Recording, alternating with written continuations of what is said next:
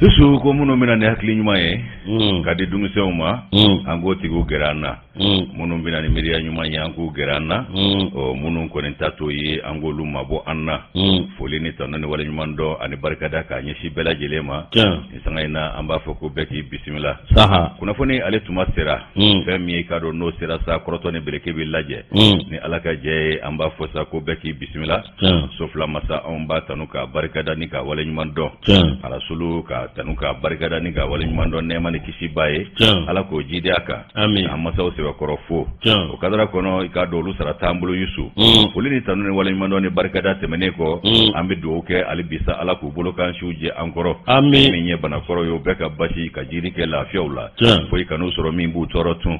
n'an ye olu fo k'u barikada k'u wale ɲuman dɔn minnu bɛ tiɲɛ so an bɛ dugawu k'ulu ye badabada dali ala k'u nɔgɔya n'an ka banbaatɔw bɛɛ lajɛlen ye kanuba jama dantuw la k'u ka foli biya k'u ka bisimila o kadara kɔnɔ n'u bɛ bisimila u bɛ bisimila minɛ kɛnɛ min kan o de ye kunnafoni kɛnɛ ye k'u bɔ kunnasiri kɔnɔ fasiri sɛbɛnw bɛ anw bolo k'o kɔnɔkumaw lase kelen kelen olu minnu sugandira o na k'u garijɛgɛ ye kulo ɲɛgɛlɛ jɔko ɲuman ni ɲamadako ɲuman ala ka nɔgɔya kanuba jamakulu ye a lase ko ɲuman ala k'o nɔgɔya an yɛrɛw ye k'a ma bɛn k'a cari ala k'o nɔgɔya i k'a dɔn k'a fɔ suya kɔlɛtigi ni nɛgɛ sojurutigiw ye tarawele marahaba baasi tɛ ba i ni denmisɛnw na dɛ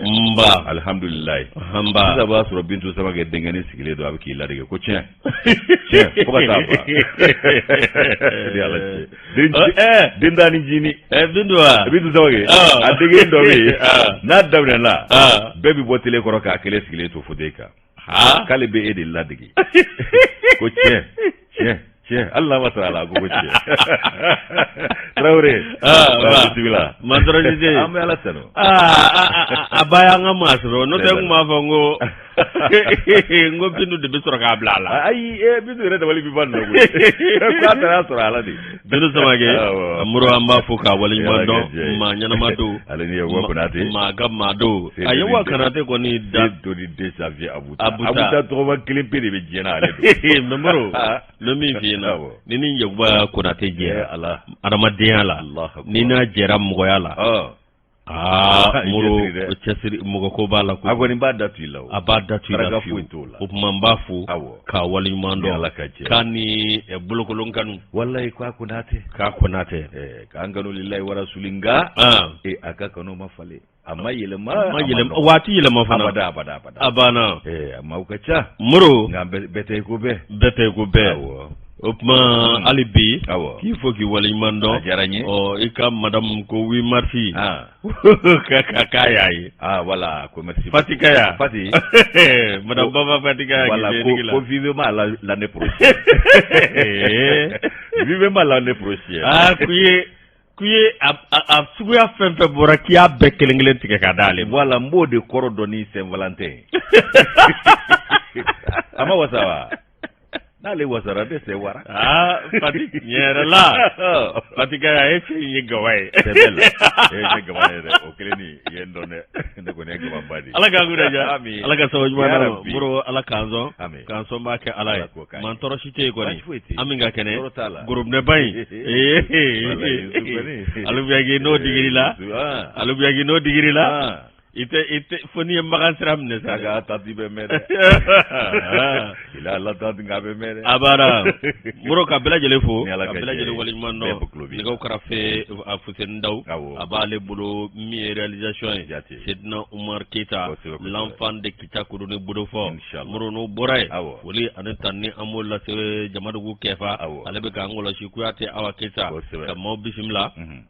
Warabondugi min ye awa gadɔ Marundaw ye an b'a fɔ k'a wale ɲuman dɔn sanga ani waati marketing Moro o kuma awa min ye kun fɔlɔ ye ne b'o de masakɛ o kuma an b'a fɔ n k'i 8 mars merci i yɛrɛ 8 mars a banna ala ka san wɛrɛ jira amina rabi musolakaw ala k'u balo an ye amina rabi kɔni taara kari dɔrɔn an bɛ tugu kɛ ntɔnɔ mais i b'a dɔn ne kɔni ma i ka madame faamuya Bayini n'o a y'a ka 8 mars fini no n'o ngi bɛna taa ɲɛnajɛ kɛyɔrɔ ko ayi munna ko parce que ko min kɛra nin ye ko tiɲɛna ko t'ale yamaruya an ka Mondoro ko min kɛra ɲɛnajɛ yɛrɛ bon i b'a dɔn a donna so kɔnɔ de ka seli ka wurudi ka dugawu don kɛ ko y'ale ka 8 mars bannen 8 mars bi tɛmɛ o kan wa Ah ne ko ngo cere la ngo abana ta de hakli nyuma milani ya no ya la diga ka sai mare e wurdilia e parlo ne bes no ko fo ko la sibi binyega Allah del do don itu bayi ni ko ni gorowa do lay na wurdi fo ga duguje dala ka je ayo de gada nungo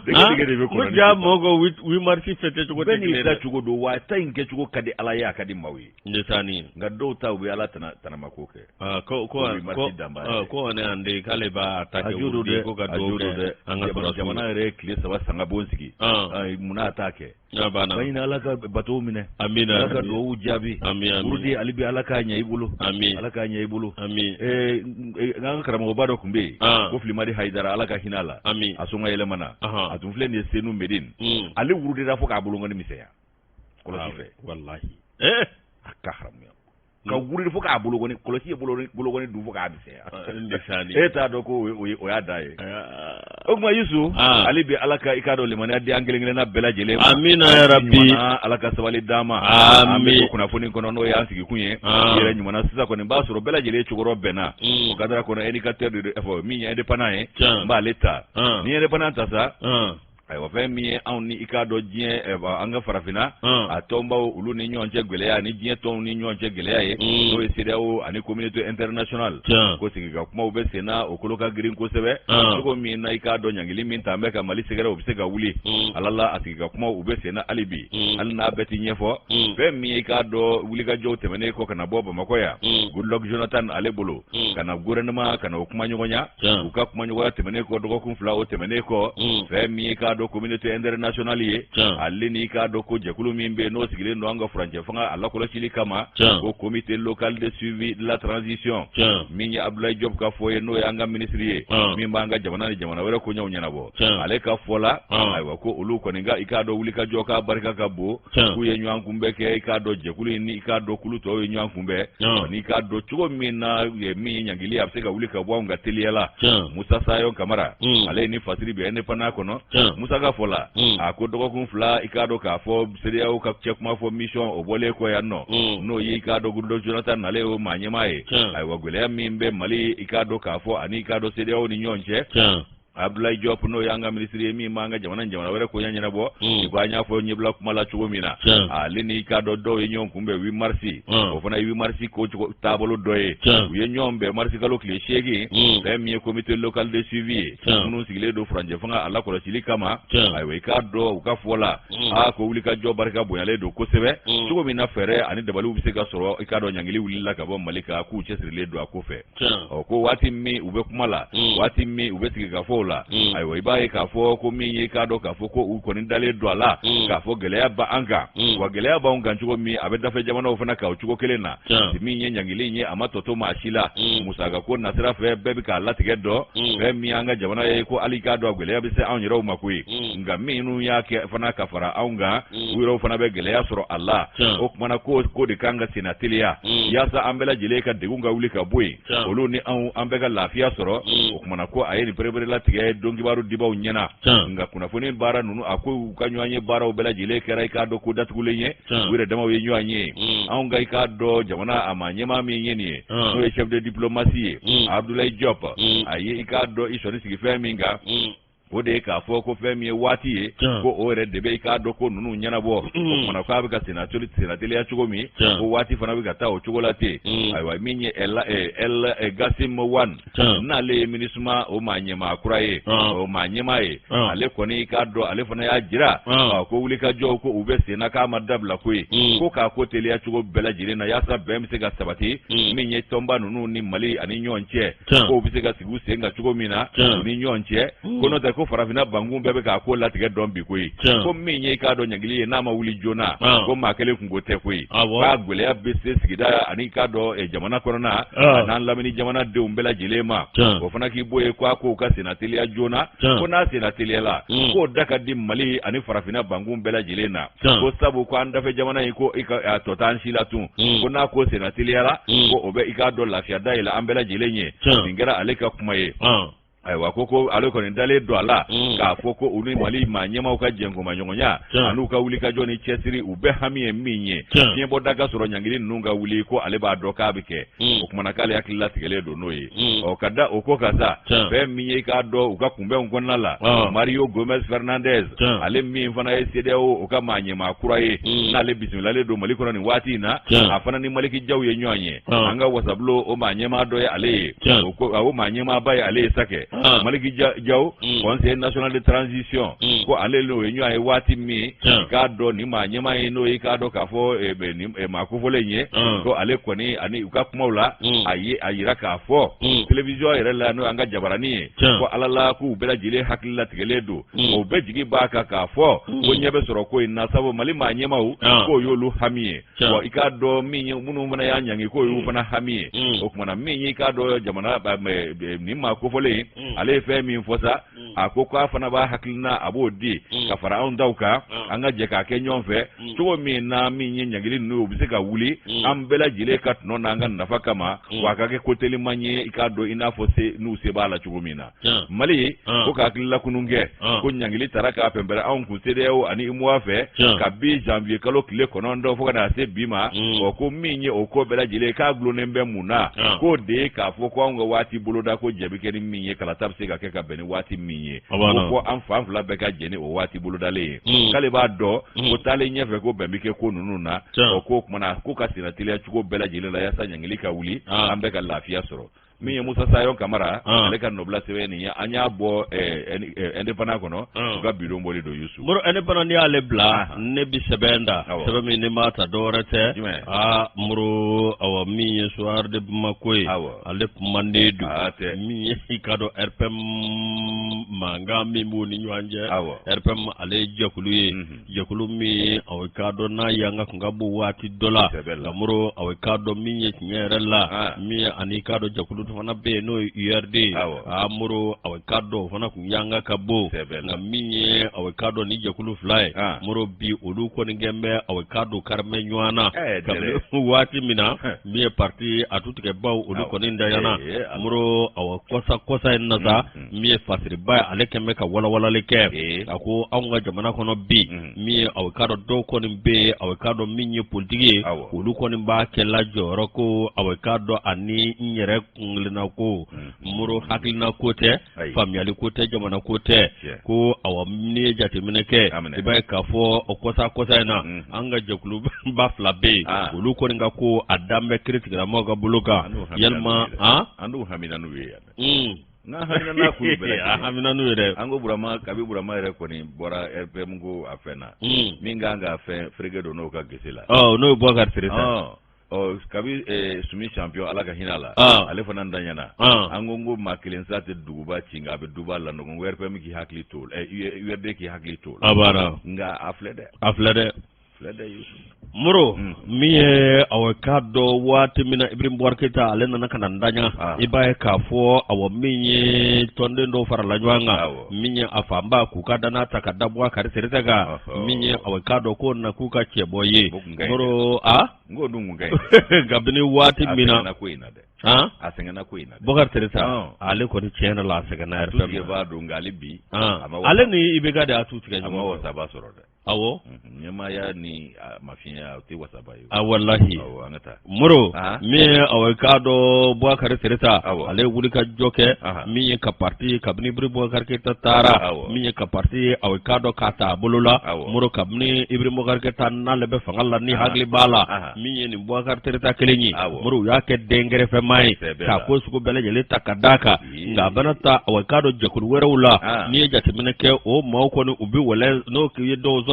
u bɛ walan sɛbɛn ka taa parti wɛrɛ la nka Boubacar Torota a yi k'a ye nin bɛɛ lajɛlen kun ni k'i sigi aw ka dɔn aw RPM a ɲɛmaa la Moro nka a bɛna ta min ye kɔsa in na min ye aw ka dɔn jɛkulu dɔw bɛ yen Moro aw ka dɔn RPM yɛrɛ kɔnɔna na olu wulila ka taa kiiri don aw ni maa kofɔlen kama n'o ye Boubacar Torota ye kiiri u taalen kiiri la Moro e ko kiiri ma diya u la dɛ Amajawla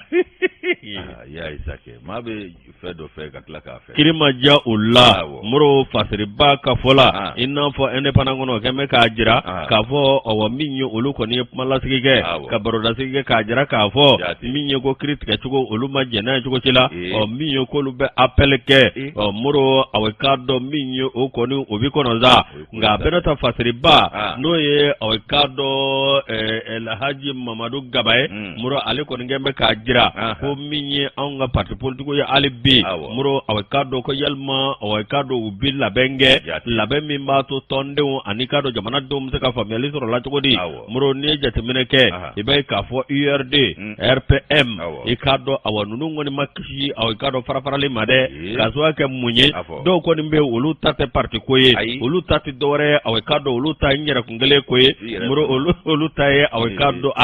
ngu yera kungele tono o yera kungele tono muro nga minye adema koroni ne jatemene ko ningele atugo muro mobba olu ko mi karinywana nga ka fo ko ni makele ndara ka bojje kulula yelma makele ni vununa ko e parti awekado minye ablisale na fo URD ani RPM minwana tuko mina ko adema tato yede adema jura ni ngwe na zagu adema jura na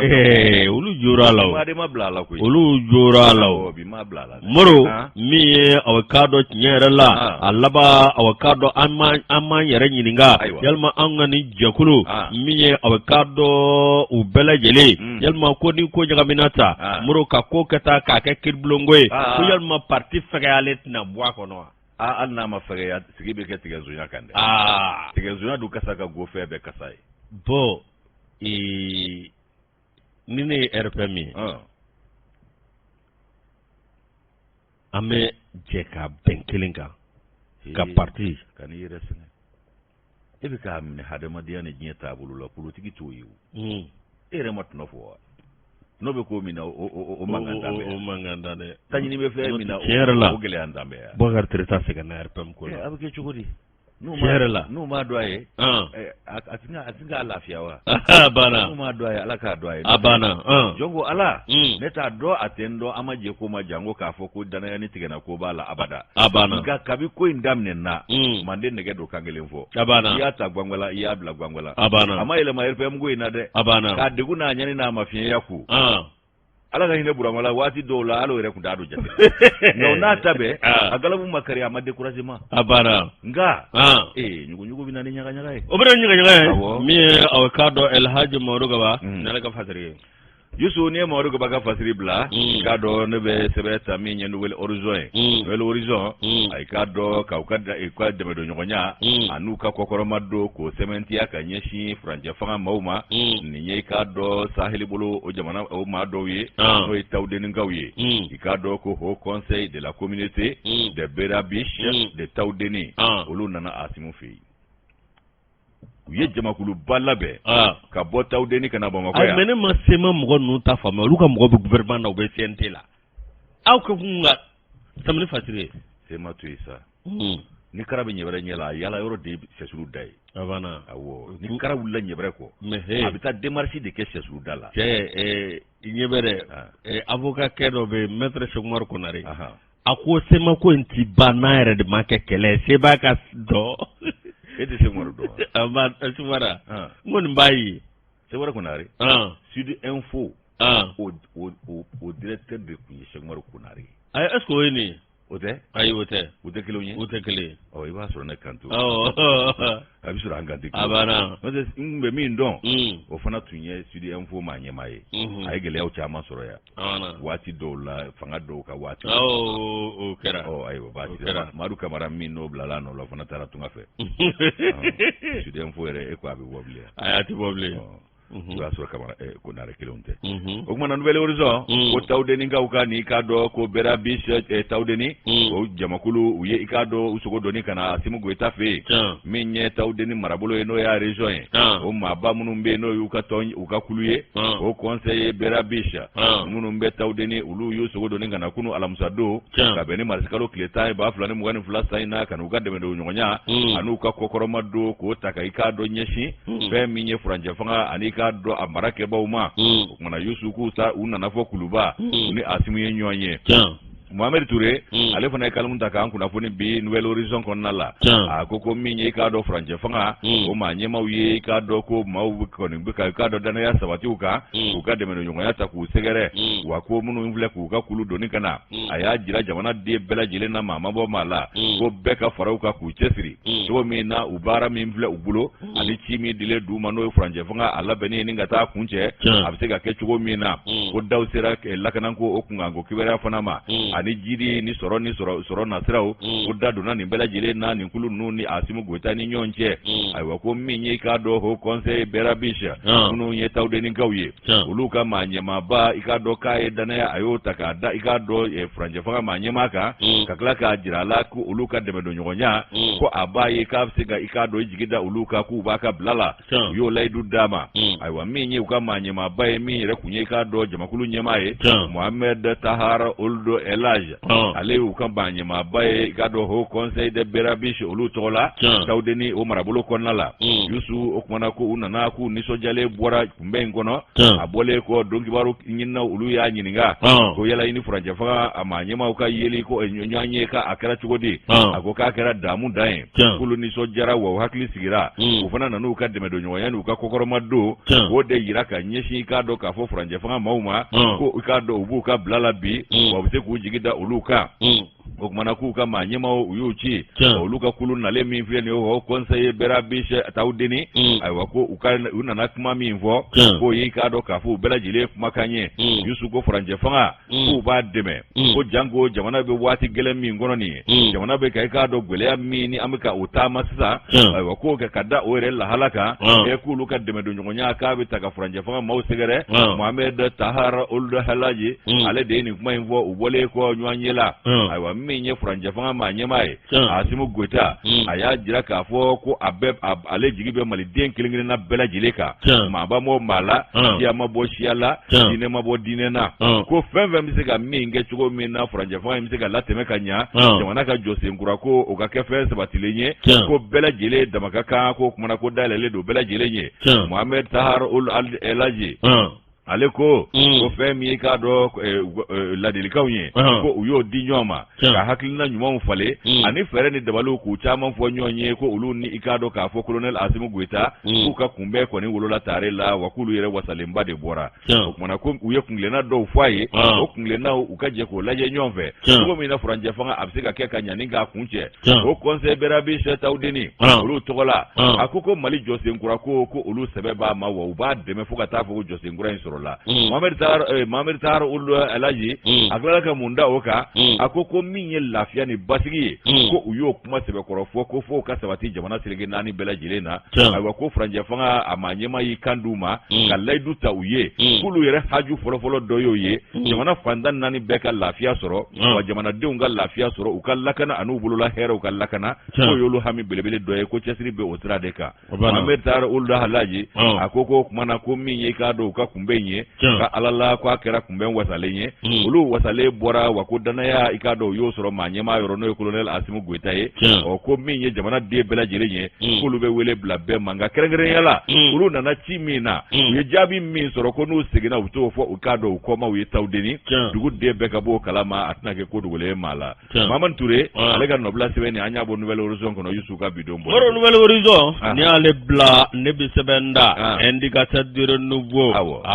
muro agale ale dogo minye o ko ministre tita conseil des ministres la sisa o se ga ke chugodi muro awakado minye absentéisme de ministre au conseil des ministres morbo kado etu nyinga kunyu mena otita muro awa minye fasiri bai ale manedu dirisa tiene ako minye aunga gouvernement bi ikado nyere la minye awakado ko anga jamana cha mambeta ko minye conseil des ministres ko ni alebeke awakado araba mi anga jamana muro alemato ko tola de muro ale ko ni conseil de ministre araba akoni mbike nga minye awakado abike nga ibae kafo conseil na ministre chama ngoni be olube awakado min ye olu tɛ ye nin kɛnɛ kan moro ko ma ɲɛfɔli ko maa t'a dɔn a ko bɛ cogo min na moro ko o min kɛra ko nana kɛ sababu i k'a dɔn awa min ye Asumu Geyita ye ale dimina ka tabali gosi k'a jira k'a fɔ tiɲɛ yɛrɛ la min ye aw k'a dɔn ko minisiriw ko munna u tɛ ye ko premier ministre a y'a fɔ ɲɛna aw k'a dɔn awa min ye tiɲɛ yɛrɛ la ko k'a ka ko sugu bɛɛ lajɛlen kɛ min b'a to minisiriw aw k'a dɔn maa maa bɛ yen n'o mana aw k'a dɔn i ka ɲɛfɔli kɛ n'i ka ɲɛfɔli ye aw k'a dɔn a ni sira ma bɛn a moro ko tuma ko ni min kan ka kɛ o bɛ kɛ a tɛ fɔ ne ma nanzarakan na ko absentéisme o bɛ se ka ɲɛ sisan jamana bɛ waati min na absentéisme yɛrɛ kuma kan ka fɔ yan wa a banna ni min t'a ɲɛ k'o bɔ a la dɛ a banna an ka sira kana na sumaya moro min ye aw k'a dɔn maa dɔw ka fɔ la ko premier ministre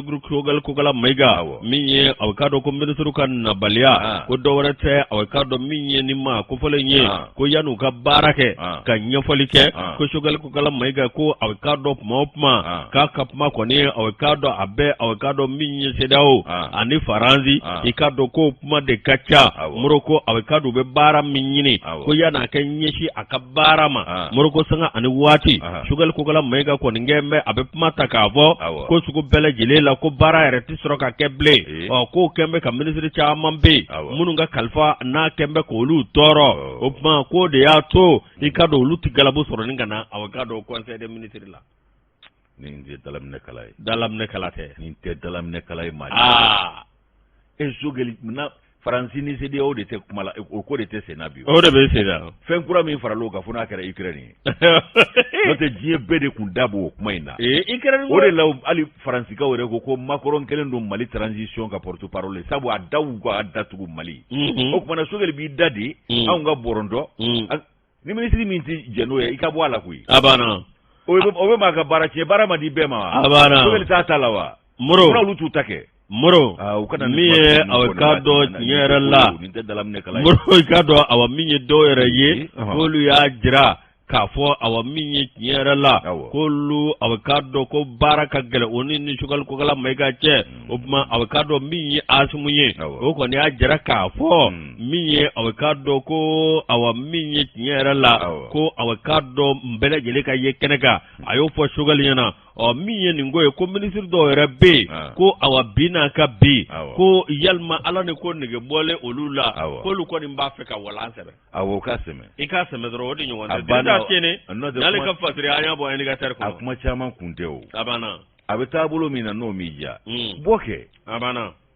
ani minnu bɛ se k'a kɛ u b'a kɛ o n'o y'a sɔrɔ a yɛrɛ ka o taabolo fana man ɲi u k'a fana bɔ o sira kan kɛ a banna n'o tɛ o ye baara bila kun ye u ka bɔ o sira kan n'o tɛ an y'a fɔ yan bɛɛ bɛ don fili la o an y'a fɔ yan n'a y'a sɔrɔ a yɛrɛ kɛlen bɛ ka kɛlɛ bɛ bila CEDEAO ni Faransi kama ka ɲina Mali kɔ u k'a fɔ a ye a ka segin a kɔ kɛ an y'o kuma fɔ yan n ko n'i sɛbɛ Sogɛli n k'a ka kuma kɛ dɔɔnin bon o fana digira dɔw la ko sabu Faransi tɛ k'a kɛ dɔɔnin diɲɛ don o don dɔ bɛ ka fɔ anw ma n'an y'an dɔ global sigi n ka karamɔgɔ kɔrɔ ko ten ala ka hinɛ Musa Keyita la a ko i siɲɔ a bɛ si k'i tan don o don a b'i tan ko n'i fana m'a ɲini k'a tan don dɔ k'a b'a ko sen to i kun walama i tɛ se tan nɔ i ye kuma mɛn wa n y'a mɛn Faransi maa bɛɛ diɲɛ bɛɛ jɛlen don anw na Sogɛli kelen de bɛ ka kuma Mali tɔgɔ la ani Abdoulaye Diop Asimu tɛ kuma la ye Masumale da tɛ kuma la jɔn bɛna Mali lafasa furancɛ fanga o ko ka go maa minnu ye olu bɛ ka Faransi ni diɲɛ tɔn dɛmɛ ka Mali kɛlɛ Malidenw yɛrɛ bɛ ka ɲɔgɔn kɛlɛ Malidenw yɛrɛ bɛ ka Mali kɛlɛ opposants occidentaux minnu aw dun ko Sogɛli kana kuma dabara cikun o tɛ kuma ye kɔnɔbara la cimuru tɛ dabara ye ala k'an kunna diya n'a m'a ɲɛfɔ a tɛ faamu koyi nkalon ci bɛɛ bɛ ka da anw na n'an fana ma ɲɛfɔli kɛ a tɛ faamu wa n'a ma kuma fɔlɔ b'aw ko Sogɛli yɛrɛ kaba nana gouvernement kuma a tɛ kuma a ko communication tɛ yen ni communication wa minɛ cogo tɛ Mali la bilen koyi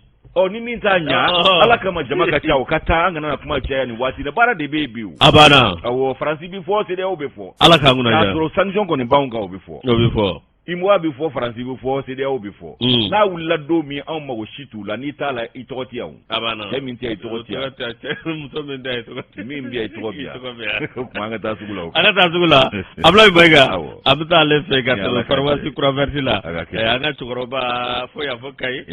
Moro an b'a fɔ ko a ka dugawu k'an ye hali bi n'o ye an bɛ ɲɛ ye dugawu bɛ kɛ a bɛ minɛ fana a banna ni sɔnna masha Allah an ka taa sugu la faso denw yo mali denw yo an welela dɛ muro jɔn bɛna ɲɛji sisan funini ta ka mali ɲɛji Isuf Tapo a ɲɔgɔnna dɔnkilidala tɛ yen hali n'a bɛ yen a ta yen mɛ maa farigansi wuli dɛ tiɲɛ yɛrɛ la n ko a ye n dɔgɔkɛ dɔ fasada Sori Tarawele min bɛ baara kɛ taire fɛn na Amadu Jaje ka yɔrɔ la Sangare Sori Tarawele Amadu ne dɔnkili mɛn i bɛ kasi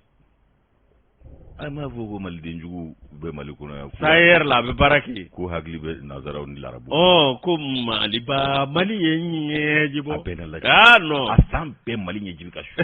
jɔn bɛna kɛ ɲɛji sisan funini taba ye ka Mali ɲɛji a banna jɔn de bɛna kɛ kalamuɲɔ taba ye ka dibi kɔrɔbɔ anw ka sira jɛlen ye n de sani a ɲama n'an ma ɲama Ala ka ɲama amina rabi Yusu kunnafoni an bɛ segin ka don a kɔnɔ n'an ko an bɛ don sa an bɛ don i ka dɔn k'a fɔ ni sɛbɛn min ye Yusu o de ye i ka dɔn min ye i ka dɔn observateur ni y'ale ta nin ye i ka dɔn ko a kɔ n'a ɲɛ ye ko kɔ n'a ɲɛ min ye gouvernement ye ko a ka dɔn ko a bɛ ka woyo de yɛlɛn wa fɛn min ye sɛgɛsɛgɛliw ye ko min bolo dara min bɛ tali kɛ logement sociaux kan Yusu a mankutu cayara n de sani a mankutu cayara muso dɔ bɔra yan nɔ ale yɛrɛ y'i ba ye ko Jɛnɛba Njayi k'ale y'i ba ye Jɛnɛba Njayi a ka logement sociaux ko a haminen don n'a ye Araki Jakite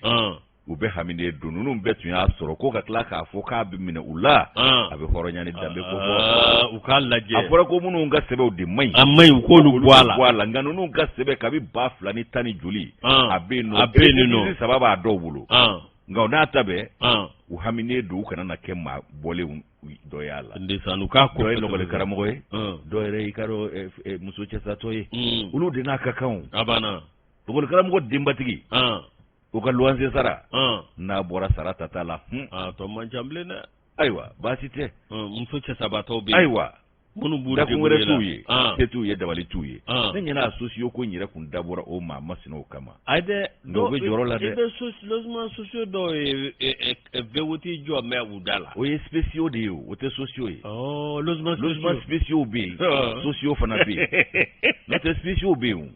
olu dira ka tɛmɛ o sociaux de kun dira kɔsa in na mankan b'o de nɔfɛ ayiwa OM ale ni Fatiri observateur kɔnɔ bi Yusu a ko logement sociaux ko k'a mankutu cayara fɛn min ye k'a dɔn jɛkulu kura ko fɔ o de sigira jɛkulu kɔrɔ Ala ni Afirikera ko olu da walonna fɛn min ye k'a dɔn logement sociaux ko ye fɛn min ye k'a dɔn a ko jɛkulu kura min sigira o sigira ka bɛn ni mars kalo tile 4 tɛmɛnen ye ministre ka ɲɔgɔnna jɛrɛ o de da don n'o kuma la a ka ja araba don mars kalo tile 9 min ye k'a dɔn directeur général de l'office malien de l'habitat u y'ale bolo bɔ baara la k'a nɔrɔ bila ni maa dɔ ye n'o ye Isa Seydou Sissogo ye ale ye ingénieur ye min ni k'a dɔn k'a fɔ joli baaraw a b'o dɔn kosɛbɛ n'o ye construction civile ye ayiwa ko fɛn min ye k'a dɔn ni ŋaniya o sirila ministre u ka jɛrɛ la ka kunnafoni k'a lase ministre fɛ n'o y'an ka i k'a dɔn sigidaw ani k'a dɔn min ye k'a dɔn Soko o ministre o ko ɲɛnabɔ ministre ye Yusu min ye k'a dɔn k'a fɔ nin sanga in na ayiwa min o maa kofɔlen o ye k'a dɔn Birima Kamena ye olu ye laseli kɛ ayiwa ko nin ko ninnu bɛɛ lajɛlen k'u y'a jira k'a fɔ ko jɛkulu kɔrɔ ko o ka gulon k'o ka taabolo o ye tilali min kɛ ko k'o gulon fɔlɔ o kumana ko min ye jɛkulu kura ye olu k'a ko ɲɛminɛ bere ta ni k'a ko fɛsɛfɛsɛ ka sɛbɛnw a bu ni kolo bɔ ɲɔgɔn na min ye i k'a dɔn maire kɔrɔ ye sigidaba 4nan kɔnɔ n'o ye communicati ye Isa Gindo a ɲɛmaya dira ale ma ka bɛn ni février kalo tile 15 tɛmɛnen ye o kumana lɛrɛ damadɔ o kɔfɛ min ye i k'a dɔn président Asimu Goita ale ye wele bila ko ka sɛgɛsɛgɛli dayɛlɛ fereke min b'a la ani yuruguyurugu minnu kɛ ko k'a bɛɛ lajɛlen saniya walasa ko ka jɛya i k'a dɔn ɲɔgɔn sama o ka bɔ a la o layidu min taara Asimu fɛ a ko k'o baara ka kɛ ayiwa ko i k'a dɔn o kɛra fɛn min ye ko sabu ko maaw kun ye kunnafoni si bɛɛ cidɔnbali si bɛɛ bila labanna kunnafoni cɛri siraw kan maaw ka murutili barika bonyana ko min ye diko 2nan ye logement sociaux k'a ŋanamu cayara f'a komayɛlɛma cayara ayiwa février kalo o tile 16 o tile 10 sa kɛ minnu dira ko ni jitoni ngongele ne snaga ke wuyo le yusu o de mina fafa bi wuyo jitoni minye na faka wuyo o de logement sociaux ko e muno nya soro ka do ka ko jama do tara yi asoro bawla olu dun ni ka do ka sebe yere kunti no ye mouvement M5 RFP mawye ko lu de to tara yi ka do sebe mbrauka olu dun ka sebe yere ti sebe njelenju bulu sebe davalente ko olu to bla la jono nola mali de muno mbe ko kan jamana la mali ne l'extérieur abana ko mi yera sa o de kuma chaya ko ka soro mi nye sebe mblali ko e ne depo blala kabi ba flani depo daguna kabi ba flani tani kononton sana ko mumina nunu yi o la klegandre de refe o kuma ko kera o chugo de la o de ya to sa president Asimu Goita ko ka benyongri ko ka segesegeli o ka buni ko lo bonyona ka ko ka segesegeli daile o segesegeli daile na no enquête o kuma ko blala singa ka be ro mine ko bi ka be ko o ko ka ke bolo ko feto fenye aiwa minyi ka do mamunu nyeshine do aku nyana bolima ko iribadismu ani abita ani ka do jamana deun wati mi olube fe ka ko jele ya do akobela jele ka dangene maya aiwa ibai ka fo ko minyi ka do segesegeli ko ye ko ni Asimu yo fo ko geleya ko bi ko ke bolo ko feto fenye o minyi ka do ta chageda ere ka tabulu yi ko ba jira ka fo ko bi ka ta chugo mina ninye akunjero ko ta ke fe minye o de ka fo ko yele matina do seben korole kono kula abana ko bi ka ta chugo mi seben koro mi na foro ko glomvolo ko ba jira ka fo ko yele matina do dossier la de obma munu ya soro chekanu olu de tika joro sawa u kana na ke ma bonne ne uye ko lu tala jere ko lu tala jere olu ya soro tiye ko ka sebe bubulu nyere nye recipice sababa do bulu abana wa beduna joni jele yala u ka kontu ba ala du minye so barakelo re do ka konti daga barake na ka klaka bla no lai o da tabe ko tikitna na soro to la kale chugodi abana kele ko ga fo limana ni balemani sinju ye ko nyeso soro wa klaka na ve ke mo soro abana munu ntaw majje kuma daboro de kama koko de boala nga febe ka sebe jele do alala ukanga ulu magoto de abana ni ko kanya achugula desane nyene mbo ikado nouvelle horizon observateur kono yusu ka bidon bolido o aleka nobla sebe do muro awa minye angata commune de la sanwosa jakulu dobe muro awekado no observatoire du développement humain durable muro awekado et de la lutte contre la pauvreté anyema be mami mulo oye modi sembaray olu be segasegale ke anga commune bela jelela yelma awekado fanda kelebli abulo adale dowa yelma awekado jamana deun anikado demisenu ni muso ni kado belajele olu mago be fa mununa moro yelma awakado olu kera nyini 20 commune ngonowa moro awakado segasegali dorete awakado bu sensi minga moro awakado oye anga navlo kamari yoro ye ani lycée kata se école ma école de formation ani ikado furagal yoro moro awakado fa munu be no awakado bayele ma fawye ani kado kuna funi temesira mi ji yuwe ani kado Quran muro awakado be segasegali ke lo asoro awakado sa andebeni mi segasegali mingera yalma naw olu segasegali ke kabla yoromi na baraka katemoka wala sayirwa sira awakado be seganya chukomina wala satanya sira be segada ko biningo chukomina muro awakado minye nyerala o belajele segasegali ngonyina nza muro awakado minye samla temenina ona nakana ye minye commune dobe mogoya o commune ngone ko ka wuli ka jobbo yana o ti dore commune di awo tierela onyana commune di moro ko ka wuli ka jodde bonyana minye awekado ka commune sengi tugola ka commune sisi tugola no temena ka boy commune 1 o be ka 4 ama bone kusibe ama bone manya ngantala de ja ambala ma te 3 premier ko no 3 premier ko dalu ya akon me 5 premier ko munu ndala ren abana anu yekele muro mi awakado commune D muro awakado ko be joro folota kata se awakado minyi commune 5 ma no temana ka boy commune 6 commune 1 muro biti jo awakado minyi joro nanana moro awekado commune 3 ani commune 4 moro holu koni ko lu be classement Ah voilà. Olu jɔyɔrɔ Ah voilà. Olu jɔyɔrɔ ma ngolo fa. N'o i b'a sɔrɔ anw ka commune sosoko dɔrɔn de y'anw handicapé. Anw ka sosoko dɔrɔn de bɛ sɔrɔ k'anw handicapé. Commune 1 soso. N'o tɛ furakɛli yɔrɔ bɛ yen farikolo ɲɛnajɛ fɛn bɛɛ b'an fɛ yen. Mais a bɛ se ka fɛɛrɛ sɔrɔ ka embargo k'a ka soso kan. Embargo de bɛ sanga la sisan. Bon anw t'a dɔn an bɛ soso embargo kɛ cogo min na soso fagalan. Non a bɛ commune bɛɛ a bɛ sange siri a kunna kun. Ka sange commune yɛrɛ datugu ni sange. Ka commune datugu ni sange. Mais ça c'est très bien. Ne hakili kuma ni yɔrɔnin ye ha. O kɔni na fɔ n'an taara jaabi Gasama fɛ yen. Ah ala bɛɛ sago Moro. Tiɲɛ yɛrɛ la Moro Keyita kaw. Bɛɛ sago bɛ se k'o k'a ɲɛ. Gasama jaabi. N'o tɛ. Commune ye datugu sange o tɛ a tɛ sɔrɔ bɛɛ bolo. Moro dɛ. Moro Keyita ka waati. Ani kana don Musa Tarawele ka waati dɔ la. U tun bɛ sisikuru min fiyɛ. Fa bi soso fa kan ŋɛ. Awɔ. Janga min ni a filandɛrɛw ko bɛɛ fa. Ala cɛ pɔnpeli u tun bɛ pɔnpeli. U bɛ pɔnpeli de kɛ. Ka yala hali bin bɛ pɔnpe wulu. Wa u bɛna n'a gaziba ye kare kɔnɔ. Wa b'a n'u minɛ ka boli ka don so kɔnɔ. Waatiw kama sonyani yɛrɛ tun tɛ Bamakɔ bɛɛ b'i ka dayɛlɛ ka taa i ka ci fɛ. A banna. Hali n'u fɔra ko u b'a pɔnpe k'a datugu ye ka taa. A banna. Nka ni i balaw ma bi pɔnpe kɛra yɛrɛ bɛ maga tape kɛ fɔlɔ. Moro min aw ka dɔn commune den u ka dɔn ale kɔni jɔyɔrɔ sɔrɔ u ye min ɲini 100 85 n'a kun kan 7 o de sɔrɔla ye Moro aw ka dɔn min ye kuma kɛra fɛn min kan Moro aw ka dɔn min ye aw hali bi yiriwa sira ka kɛ waati min na nin ko in kɛra sa min ye Sheikh Aba Ɲare ale kɔni y'a ka nisɔndiya yira ale commune den maire ye Moro aw ka dɔn min ye ani sigida maa bɛɛ lajɛlen olu kɔni y'u ka nisɔndiya yira Moro aw ka dɔn Aba Ɲare y'a jira k'a fɔ commune 173 de bɛ yen n'olu ye ni jɔyɔrɔ sɔrɔ jɔyɔrɔ fɔlɔ sɔrɔ i ka dɔn nimisi wasa don min ye o sɛgɛsɛgɛli min kɛra waati tɛmɛnen olu tun bɛ jɔyɔrɔ 2nan na u nana ka na jɔyɔrɔ fɔlɔ la u b'a sigira k'a fɔ min ye cɛsiri o kɛra Kasimu Tera n'ale ka fasiri an y'a bɔ aujourd'hui kɔnɔ Ala ka da Serpa ni Boama commune den kan ka jɔyɔrɔ sɔrɔ commune den olu cɛsirilen don dɛ responsable gestionnaire de cadavre pas de bon travailleur de cadavre Teni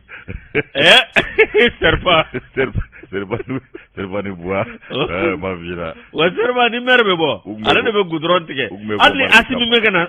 Serpa be goudron tigɛ bɛɛ non fa gata hali président bina Serpa be goudron tigɛ okele abo kɛdɛ ala ka guna ja amina ya rabbi bari fasiri Yusu ka dɔn ba kunjani fasiri min ye i ka dɔn éducateur de renouveau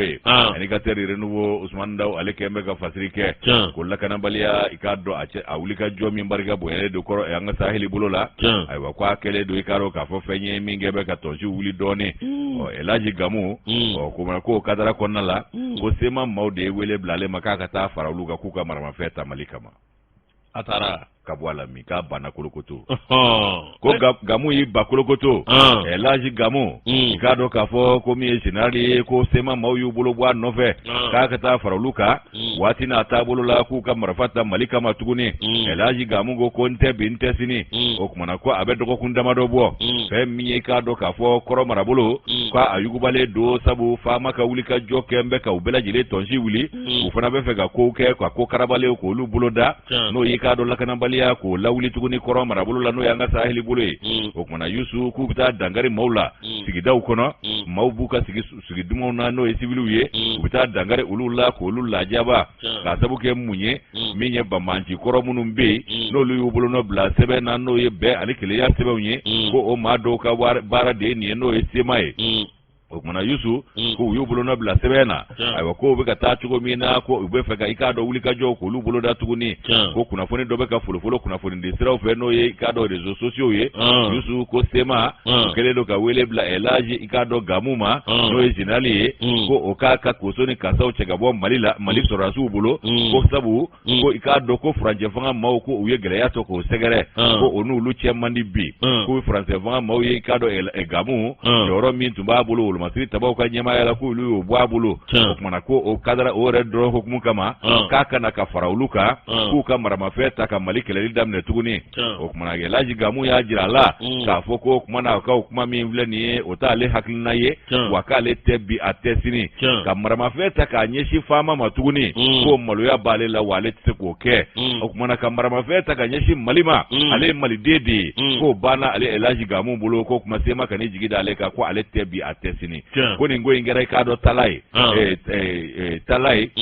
nin ko ingera ino ka do avec les damado bo o kuma na ku ye sema e wele bla gamu ma ko gamu ko kate ku ye gamu kono shu ko kuma na ko gamu ko mali furaje fanga ma were keme ki ko bulu ko feto fenye yi bulu boy ka barala ko fo ka bulu no bla o sebena ko lase ko beyo me ko ik menye ma ya mi no inspecteur général de l'armée ku yi bo o la o yere te ikado dalu bo e ka fara on wa ko gamu go na tabe ne mali l'armée dodi ne gatia di gatia fana mali o masurunya jekulu ye ani ikado mali l'armée masurunya jekulu ye ne tse kanto o la kanto mali l'armée la gatia nyima nyama ya fana na ko mbe marama feta ko nyeshi mali matuguni ka ya kumboneka abana gamu yende ke kujabi abana o kuma na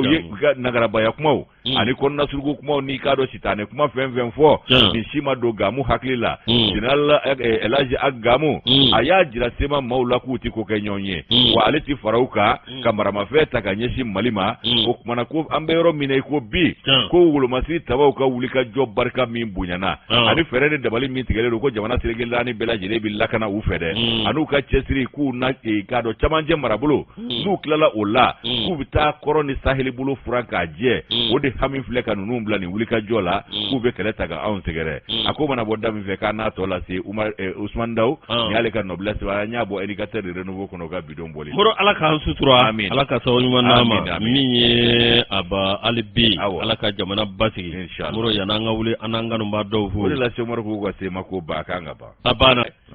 fama kana mele moro en chef yera PG koni kira do nemirilan fama kana da go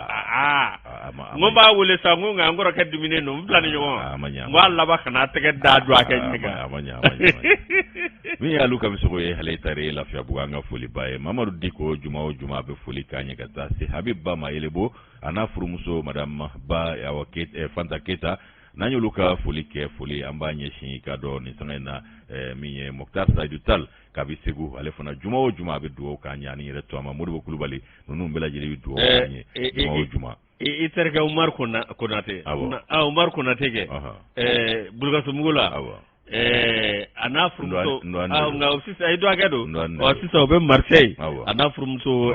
farma maram Konate farma fofana muro amu foku wale mondo kosebe ara majara lele hanga sheku anga fuli bae bangoni plateau la ka flamso wore temonami aja ami wan flamso wore tigi nanya lefo ambe fuli ke hamari fane ka fuli ke kado ka fo samba silaye yakuba Konate sedoni deja via abuta amba fana foni sangaina anaka demba ya sawalibu ka fuli ko ke kanyeshi kado ka fo ama sangarema nyere ka pitndo aban la me kusebe bengana ani sorigindo ale fana e technicien bengana anga fuli bae kenenga yanno ani nyere de no yi kado malma ke brema berte anga fuli ba fana e ka fuli ke bela jile yusu ka be barkada ambe kambeda inshallah ni alaka jey do kunata ananyon suro kuna foni wera ukeneka dasira minto madama si minto ma peka fuli bia akambe inshallah